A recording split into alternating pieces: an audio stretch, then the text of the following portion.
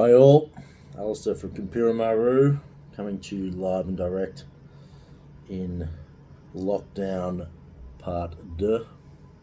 Coming to you from Konpira, Maru HQ. This time I thought I'll have a little chat about the pet nats we made this year. It was a literal pet nat fest. While I'm doing this, I should point out that from my vantage point, I'm watching the next door neighbours clean their Porsche collection, and they actually own this building, so it is leading to some level of an existential crisis where I've chosen to make pet nats and they've chosen to make heaps of money and buy Porsches. So I'll just grapple with that while I go through this video. Made 4, well technically made 5, but got 4 pet nats here that were made this year, and we first made a pet nat 4 years ago. It was the best pet nat ever made. Unfortunately, it's also known as the Great Lost Pet Nat because I stuffed up the pressure calculation when flying to Queensland to meet Sam to bottle the pet nat. Ironically, if this is the correct use of ironically, I had been teaching pressure calculations that day in class. So either I somehow forgot how to do it between the lecture theatre and the airport that day, or I've led to a lot of failed pet nats over the last 4 years. So one of those things is true. But anyway, that pet nat was absolutely delicious. We ended up making a rosé out of it. Tears and Makoto, which was delicious. And we do have one pet nat from Queensland this year, which I'll get to. We made 3 down in Victoria. So the year after we made, I think it was the year after that one, we made the first Mount Maduriyama pet nat with Pinot Noir and Pinot Meunier, and I think a wee bit of Chardonnay from the Birders vineyard up on the Whitlands Plateau. And this year we've made that one again. And then the year after that, cruelly, we weren't able to get that fruit for that year. So we made a Dolcetto Chardonnay pet nat from down in the King Valley. That's this one. But that's 2021. And then this year, when there was smoke everywhere, Alastair, that's being me, who's generally an irrational person, panicked when I thought the fabulous Richard Carson, who grows the Dolcetto and Chardonnay, was not going to be selling this fruit because of the smoke.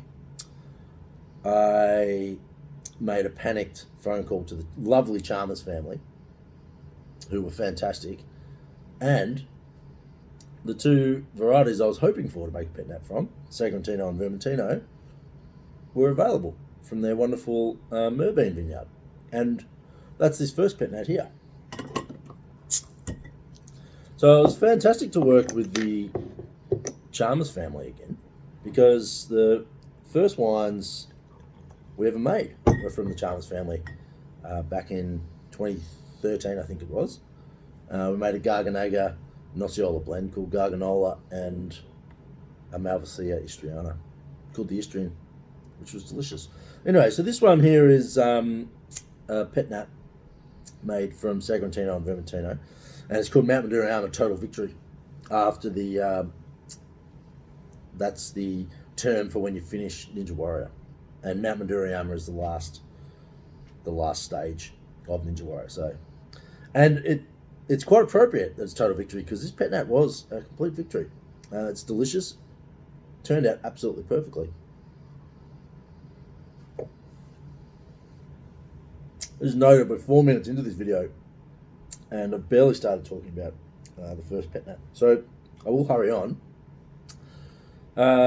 Making pet nat it's a tough racket, I tell you, because when you do go through the whole disgorging process yourself, all the way through, the wine has to be manually handled many times. So first of all, you actually go through the process of making the grape juice, and then you get your ferment going, and then you stress and and wake up in cold sweats, worried about the sugar level of the ferment, because if the ferment goes too long, you don't have enough sugar left in your ferment to get enough gas in the final pet nat.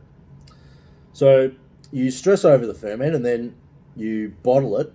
In this case, we bottle it with about 14 to 15 grams of grape sugar left in the ferment, and you put the cap on. So you go through that, it's a few people. And then you, in our case, put it in apple bins, and you stress more about it. Because you're like, look at this bottle. Are you fermenting? You can't see it fermenting. And you stare at it, and you just want to have a dialogue with these inert objects. And they don't answer back. They do not answer you back. And so you're sitting there stressing, and you're constantly opening them going, is this ferment going? Is this wine getting carbonated? And then you go, is it going to get all the way through? So this first one here, finished ferment in bottle, the last 14 grams of the ferment. So 14 grams of sugar got converted to CO2 and ethanol by the yeast. And then you turn them upside down. So you grab them out of the apple bin, turn them upside down into boxes that you've made, and then you let all the yeast and the other grape material, the lees, settle down into the neck of the bottle. And then when you've done that and it's cleared up enough for you, you get this tall here. Now, talking about the unsung heroes, in the world, outside of wartime, I fail to imagine that there's a greater hero than this piece of equipment here. So this one here actually disgorged around 20,000 bottles of pet nat. And by disgorged, I mean holding the bottle upside down, so the neck of the bottle's facing down, and all the lees and solids are in the neck. And then you use this hook, crack the cap, out explodes the yeast, out explodes a little bit of wine as well, which you recapture in a tank.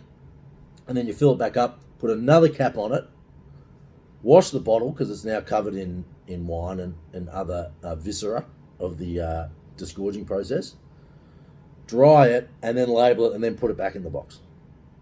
It's a cast of thousands. Fortunately, we were ably assisted by some absolutely fantastic crew this year, which was a real pleasure.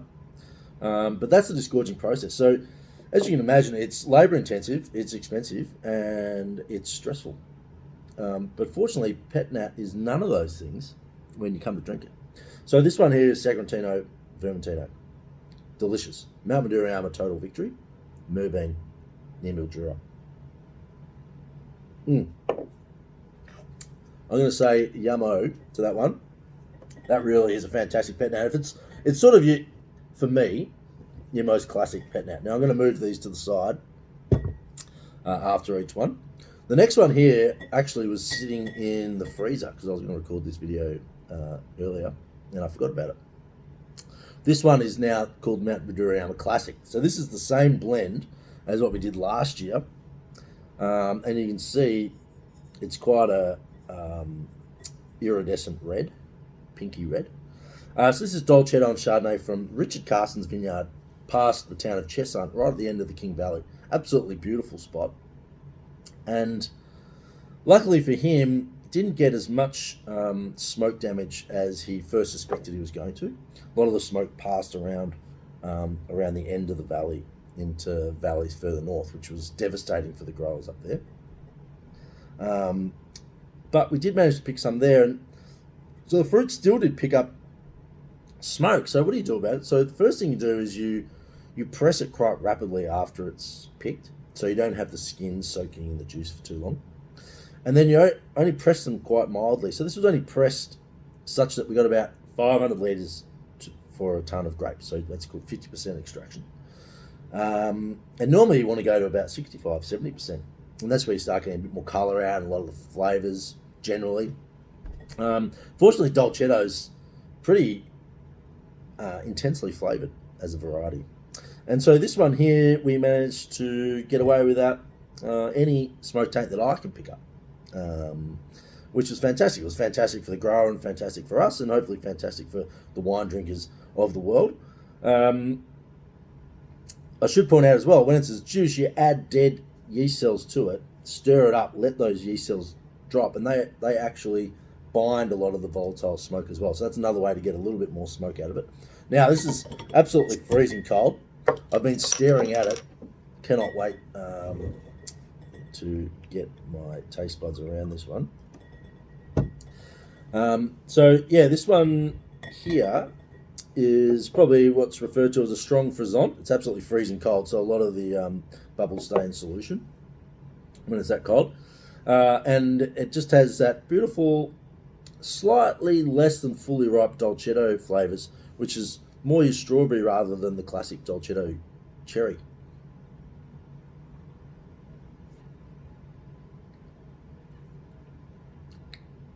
Yeah, it really is that delicious frisson, which is fantastic in my opinion, with really nice pizza. Again, I'm recording this when I'm hungry, so I'm currently sort of semi-fantasizing about pizza in the cleanest possible way.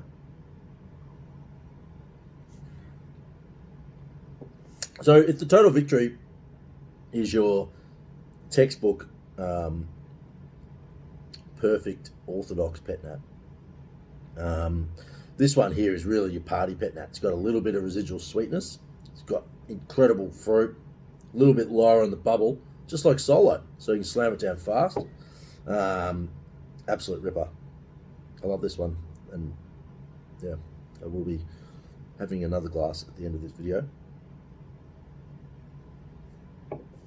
So that was a really good news story, because one of the vineyards where we got this from got their grape contracts dropped really at the last minute by some of the big companies, and so they were left with a whole lot of grapes that, just watching that bubble over, this is at room temperature, so this is the difference. So before that was freezing cold, so that was about 2 degrees, and all the CO2 stays in solution, but CO2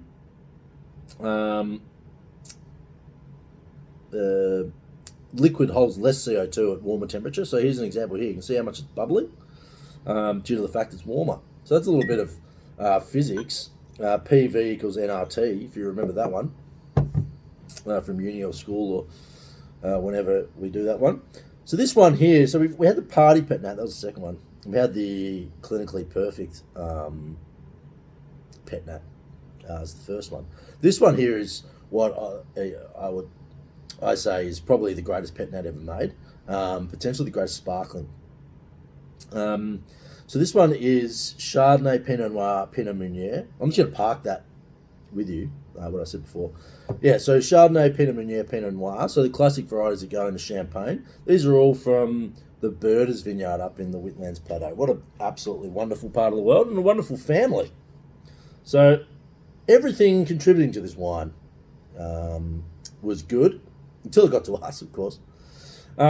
With this one, the Pinot Meunier and Chardonnay were picked together and pressed together, and then the Pinot Noir was picked about 2 weeks later.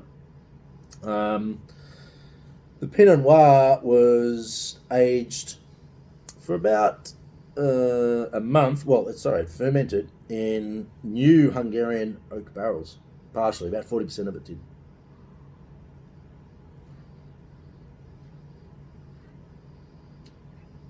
It's really delicious. There's an undercarriage of the oak, which isn't too pronounced. As you can see, the carbonation is spot on. This was all done during vintage as well, where we were making all our other wines. So it's pretty stressful because you've got all the other carry-on of vintage going on at the same time you're finishing wines off, and which leads to a lot of finishing a lot of wines off, I can tell you, over the dinner table. But yeah, so this one's called Mount Duriama Chevauché Leclerc, which is French for Ride the Lightning, which is both my favourite dystopian novel, The Stand, by Stephen King. Now, don't ever go at me about that. You know, everyone who likes The Road, etc. Great book, but personally, I do like The Stand, and it's a line from that, and it's also the greatest metal album of all time, by Metallica, of course. And people who are on the Master of Puppets bandwagon, I completely understand it, but Ride the Lightning, for me, is far superior, and probably as an album, only second to Abbey Road in the pantheon of greatest albums of all time.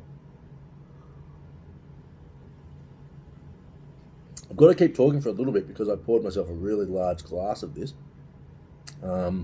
Just really is. It has an incredible mousse. Because it's latitudinally adjusted, one of the highest elevation vineyards in Australia, if not the highest. Incredible natural acidity as well. So it's got a real zip to it. It's got really refined fruit because a couple of red varieties which are pressed straight away. So not too fruity, but it's just an understated fruit elegance there. Great little colour, sort of like like a violet and an almond came together, which would be an interesting union, but sort of that colour.